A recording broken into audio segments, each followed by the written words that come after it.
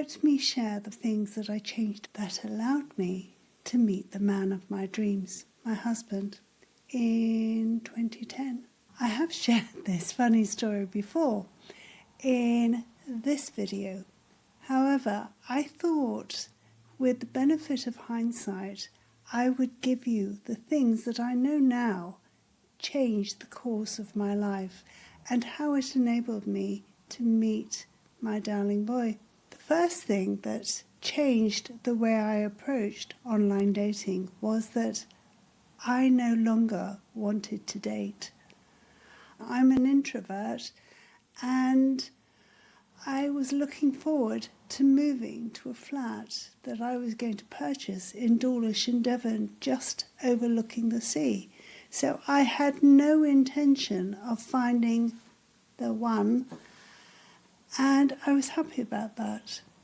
I think that is why my attitude changed. I was no longer looking for a date that I could live with forever.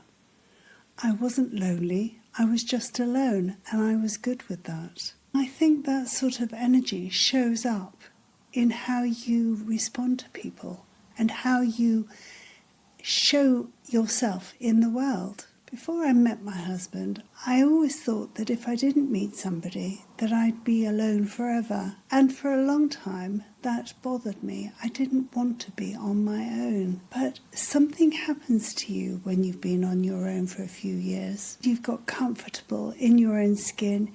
You like all your possessions where they are in the home. You like having control of the remote. You get to feel comfortable with being alone. Not lonely, just alone. Especially if you're an introvert like me, you get used to your own company and you guard it. So by the time I joined this dating site, I wasn't coming to it from a position of desperation. In fact, I didn't even want somebody to be with. I wanted a +1. I wanted somebody to take to my friend Sarah's little soirees in her barn because they were a lot of fun, but you had to bring somebody else. And if you're not going out and if you're not meeting people, then, it's very difficult to find somebody. So I joined the dating site only to find a +1. So I treated those meetings as interviews. And I did tell them that I was only looking for somebody to take along to a soiree as a +1, nothing more. And I put that in my dating profile. The second thing I did was I completely rewrote my profile. I had never been a one to say I like walking along a beach in a little black dress because, frankly, I don't. If I were going on a beach, then I would be looking downwards to see if I could pick up anything, any treasures, interesting shaped stones, things like that. My object of walking on a beach was always to collect things, not walk hand in hand with somebody. And that would have been a lie. And I did feel that I should be brutally honest. No airy-fairy stuff in my profile. So that's what I did. Everything there was just me, warts and all. Even my odd sense of humour. And that's what I wanted people to know. I didn't want to present myself as something that I was not. And my age was my age. I was 53. I didn't care if they were looking for somebody in their 40s. If they were, then they could go on by. So my profile was to the point. It was a no-nonsense profile.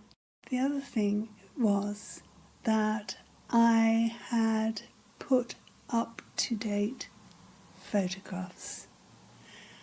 I didn't want to put up a much younger photograph because there would be nothing quite so bad as turning up for a meeting and them looking at you and going, who is she? Who is she? And not even recognising me. So my photographs were bang up to date and they would recognise me when I walked into the coffee shop. The third thing I changed, I had rules for messaging. I wasn't into endless messaging. How would you know if you're going to get on if you only write messages via the dating site? You don't. One thing that was really crucial for me was the sound of somebody's voice. If they had a voice that I couldn't stand for a few minutes, then certainly I wouldn't want to be hitched up to them forever or for any length of time. You know, some people have a voice that you think, gosh, that would grate on me. And I'm like that. I do think that sometimes. Even famous people, I think, oh gosh, you know, can you imagine being married to that and having that voice wake you up every morning with, hello, darling? Anyway, when my husband sent me the message, I thought, oh gosh, he's an old age pensioner. And to be honest, he did look like an old age pensioner. He looked very scruffy. He had an old anorak on. His hair was all dishevelled. He had his old man glasses on, and he didn't present himself in the best light possible. I read his profile, and his profile was not what I was looking for. He liked to travel, and I do not. I'm an introvert, and I like staying in my own home. I find going on holidays very stressful. He gets a lot of free flights because he was a pilot, so I thought, well, that's a knock against you, mate, but nevertheless. I was just about to delete my profile, and something said to me, this could be fate. He could be the one. And what happens if he is?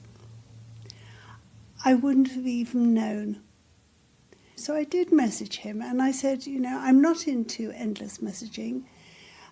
Send me your telephone number and I'll give you a call to see if we've got anything in common. It was really quite businesslike because, you know, I just can't be doing with all this shilly-shallying around.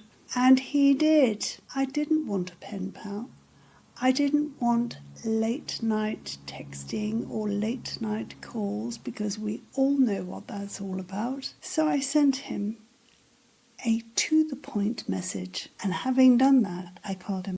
And, you know, for some reason, I put on a different accent to my normal one. And I thought, well, if he reacts badly to that, then he's clearly not for me.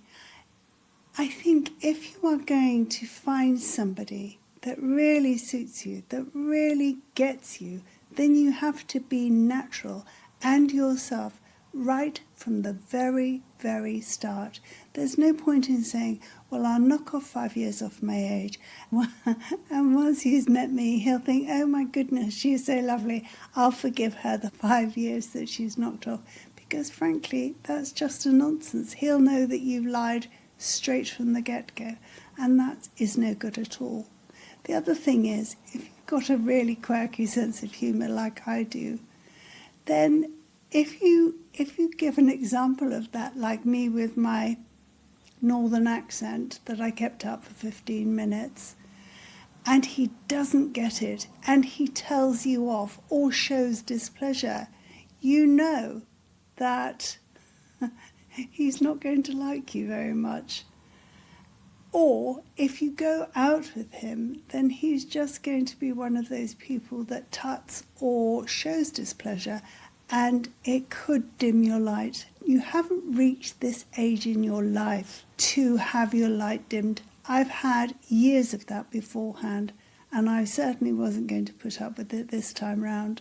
It's nice to have must-haves. We all might have 2 or 3 things that are absolutely non-negotiable. For me, that was a really good sense of humour, the ability to have great banter with me, and I have to be able to see that right from the get-go. He had to be emotionally available, he had to be kind, he had to be articulate, and he had to have a voice that I liked the sound of. Aside of that, everything else was negotiable. One of the things that I liked about my first meeting with my husband was that his face lit up.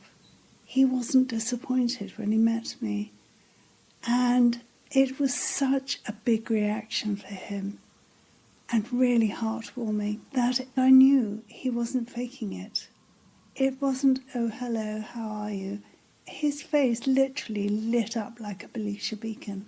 Instantly he saw me walk through the door, aside of which he did recognise me, obviously, because of my photograph. If he had, however, just looked up at me and then not even acknowledged me coming into the restaurant, that would have been a red flag. Also, when you're going on your date, take notice of any small red flags that come up. For example, does he demean you?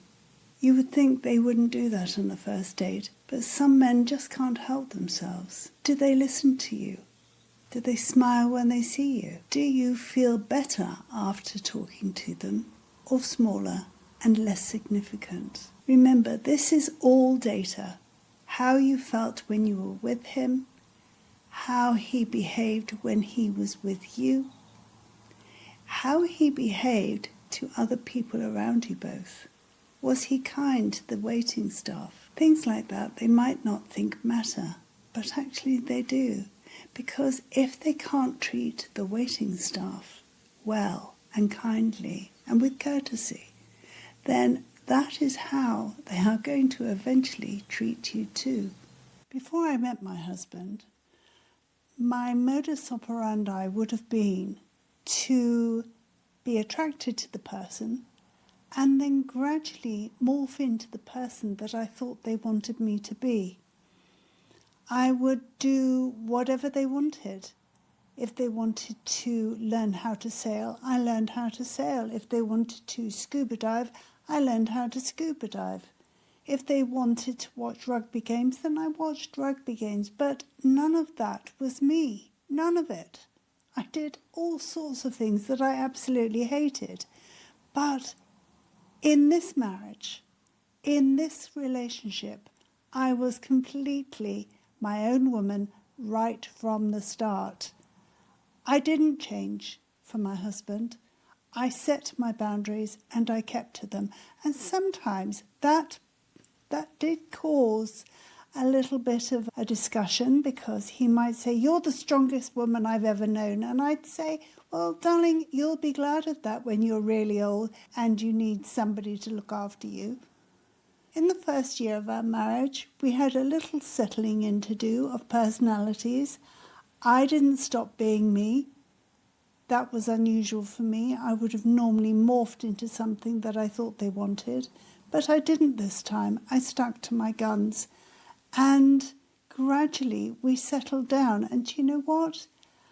We have never been so happy. We are happier now than even when we first got married. We hold hands every night. We say "I love you" every single day. We are really appreciative that we have the relationship that we do have. And we're really happy. It is really amazing to be 15, nearly 16 years down the line and still holding hands every single night, and every night when we go to bed too. Would I ever get married again if my husband died before me? No, I wouldn't. I wouldn't ever find somebody that is as perfect for me as him, and I wouldn't even want to try. When you've had the very best, then everybody else would be an also-ran, and that's not fair to anyone. If you haven't found the very best yet, then it's never too late to start. But remember to keep your boundaries, to keep being the person that you are today, not yesterday, not years ago. Be genuinely yourself, and it will come right. It will be happy, because when you don't keep hold of yourself, when you don't remain authentic to the person that you are now in your 60-odd years of life, then you are selling something that isn't real, and you're likely to feel resentment. And who wants that? Who wants to be lonely in another marriage after having so many lonely marriages before? If this resonates with you and you think that this video might help another woman, please share it. And if you wouldn't mind giving me a like, it does show the algorithm that I'm doing something right at last. Now, Mr. YouTube says you might like this video, or maybe it's this side. Anyway, I must work that out. And if you have been, thanks a lot for watching. Lots of love. Bye-bye.